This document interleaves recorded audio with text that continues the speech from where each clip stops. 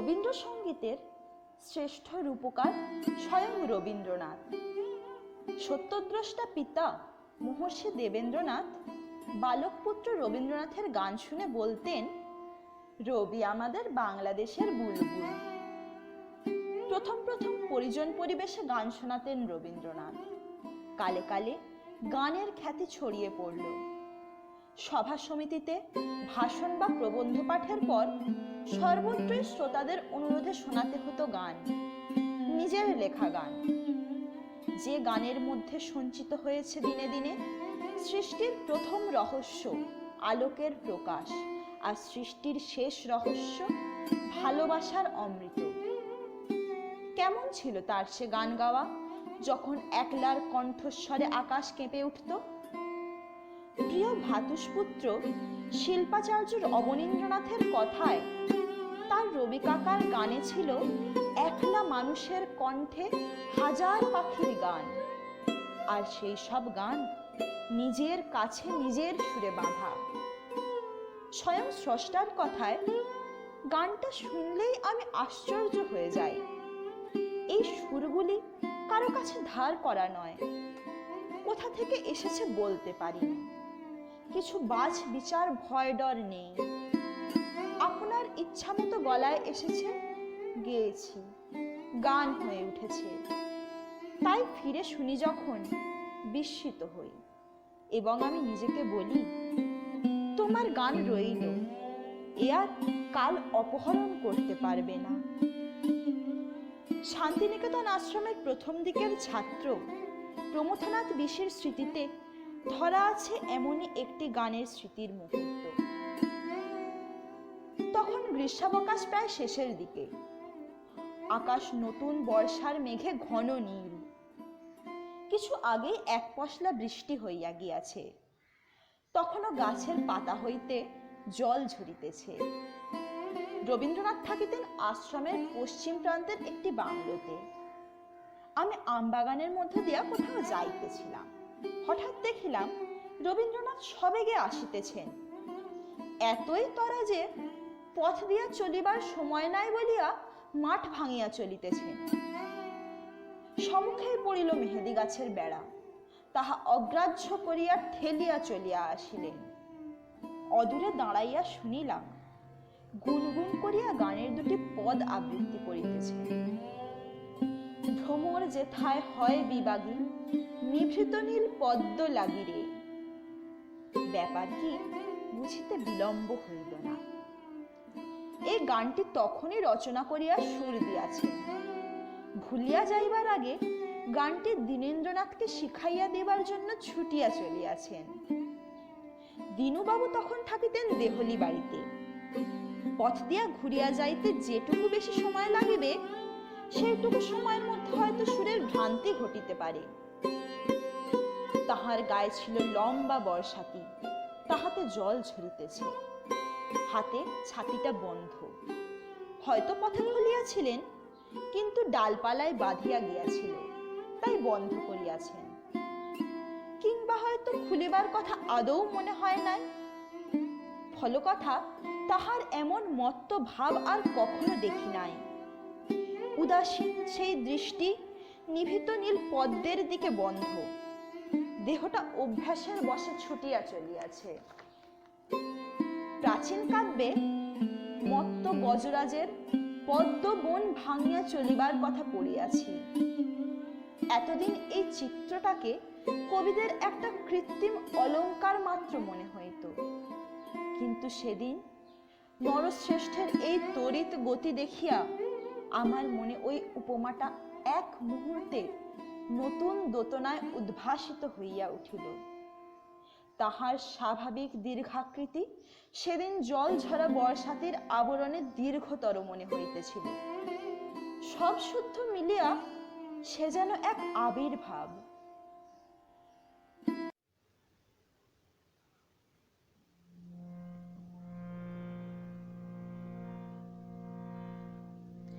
আমি কান পেতে রই, আমি কান পেতে রই, ও আমার আপন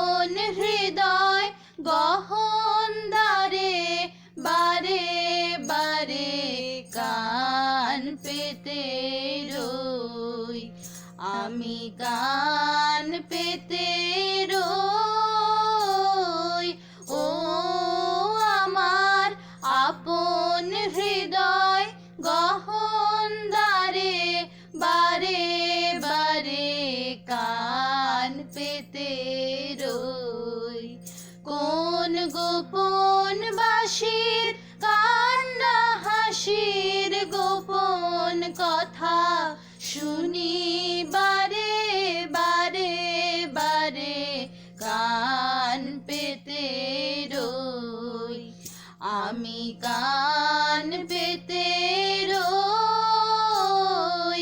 ও আমার আপন হৃদয় গহন দ্বারে, বারে বারে কান পেতে রই। ভ্রমর সেথা হয় বিবাগী, নিভৃত নীল পদ্ম লাগি রে। ভ্রমর সেথা হয় বিবাগী, নিভৃত নীল পদ্ম লাগি রে। কোন রাতের পাখি গায় একাকী, রাতের পাখি গায় একাকী, সঙ্গী বিহীন অন্ধকারে, বারে বারে কান পেতে রই, আমি কান পেতে রই। ও আমার আপন হৃদয় গহন দ্বারে, বারে বারে কান পেতে রই।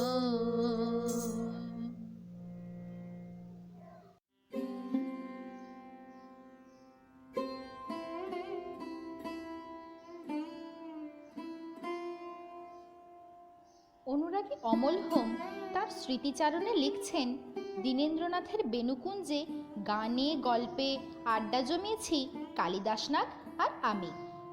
বৈকালিক চা পর্ব সবে শেষ হয়েছে। দিক দিগন্ত ধুলোয় ঢেকে ছুটে এলো ঝড়। আমরা দেখছি দাঁড়িয়ে বারান্দায়। হঠাৎ দিনুদা চেঁচিয়ে উঠলেন, ওই দেখ রবিদা আসছেন। দেখি সেই ঝড়ের মধ্যে দিয়ে রবীন্দ্রনাথ ছুটে আসছেন। তার বেশ বাস, তার শ্বশ্রুকেশ উড়ছে। জোব্বাটাকে চেপে ধরেছেন বাঁ হাতে, আর ডান হাতে চেপে ধরেছেন চোখের চশমাটা। আর একটু এগিয়ে আসতেই শুনতে পেলাম গলা ছেড়ে তিনি গাইছেন। মেঘমন্দ্রের সঙ্গে তার কণ্ঠ উঠেছে গর্জে। যেতে যেতে একলা পথে নিবেছে মোর বাতি, ঝড় এসেছে ওরে এবার ঝড়কে পেলেম সাথে। বারান্দাতে উঠেই বললেন, দিনু এই নে। ঘরে এসে বসে পড়লেন দীনেন্দ্রনাথের ফরাসি। তারপর নামলো বৃষ্টি মুষলধারে, আর নামলো অজস্র ধারায় কবি ও দীনেন্দ্রনাথের গান। সেদিন খুলে গিয়েছিল কবির কণ্ঠ।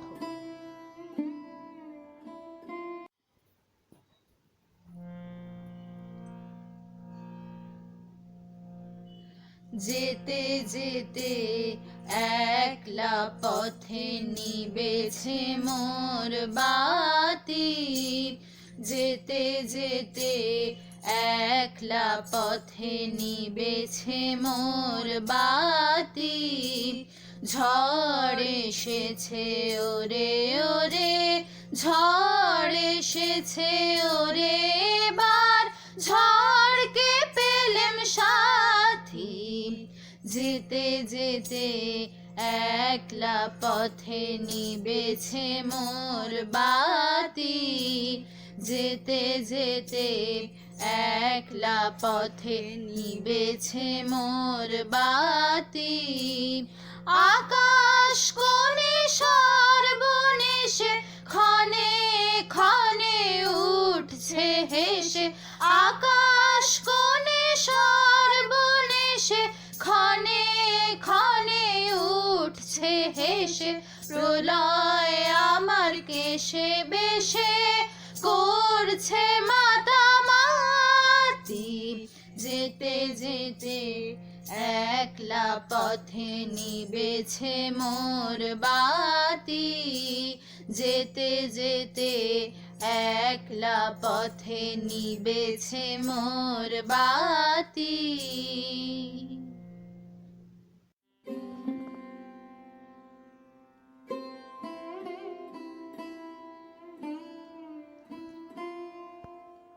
উনিশশো ১৪ গ্রীষ্মে রবীন্দ্রনাথ রামগড় পাহাড়ে সদ্যকৃত বাড়ি হৈমন্তীতে উঠলেন। সেখানে ক্রমে ক্রমে উপস্থিত হলেন রথীন্দ্রনাথ, দীনেন্দ্রনাথ প্রমুখরা। রথীন্দ্রনাথ সে সুখস্মৃতির কথা জানিয়েছেন। সবচেয়ে জমিয়ে দিল গান, গায়কের ত্রহস্পর্শ।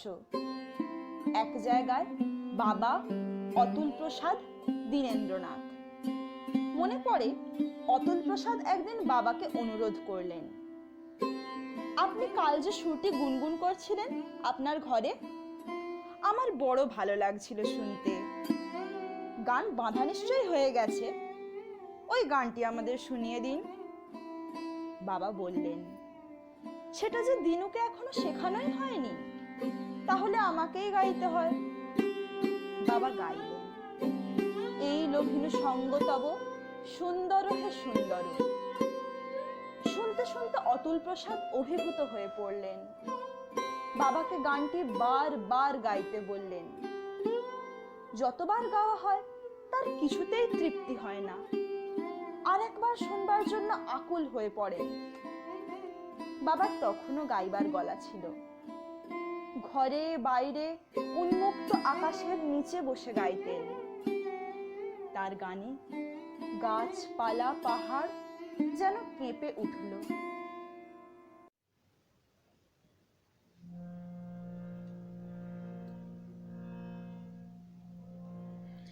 এই লোভিনু সঙ্গ তব সুন্দর হে সুন্দর। এই লোভিনু সঙ্গ তব সুন্দর হে সুন্দর। পূর্ণ হলো অঙ্গ মম ধন্য হলো অন্তর। সুন্দর হে সুন্দর। এই লোভিনু সঙ্গ তব সুন্দর হে সুন্দর। আলোকে মোর চক্ষু দুটি মুগ্ধ হয়ে উঠল ফুটে। আলোকে মোর চক্ষু দুটি মুগ্ধ হয়ে উঠল ফুটে।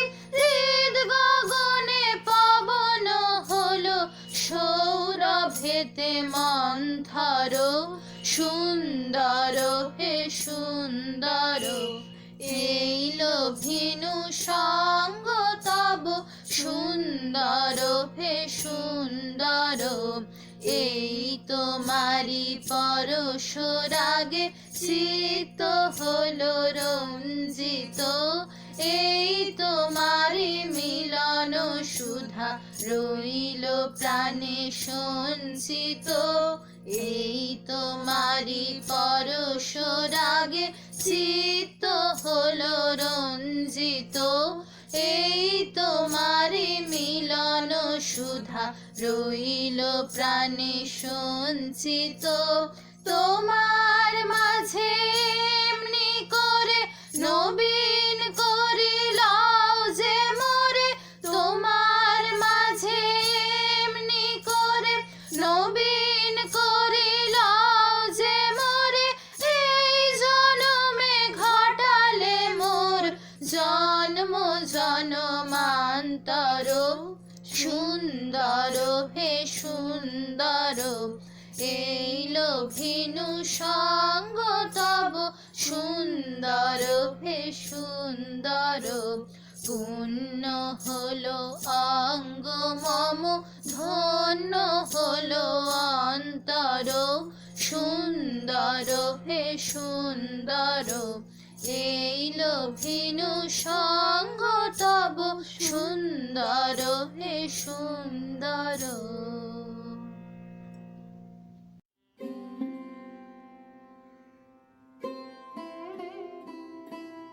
রবি বলা ভালো প্রেমের ঠাকুর তিনি, বেদনার সঙ্গী কিংবা আনন্দের একাকিত্ব। যে না থাকলে, যার গানগুলি না থাকলে হয়তো অনেক বিনিদ্র রাত একাই কাটাতে হতো, কিংবা কাজের চাপে দায়িত্বভারে নিঃশ্বাস নেওয়াটুকু ভুলে যেতাম। তাই তাকে নিয়ে যত বলি ততই কম পড়ে শব্দ ভাণ্ডার।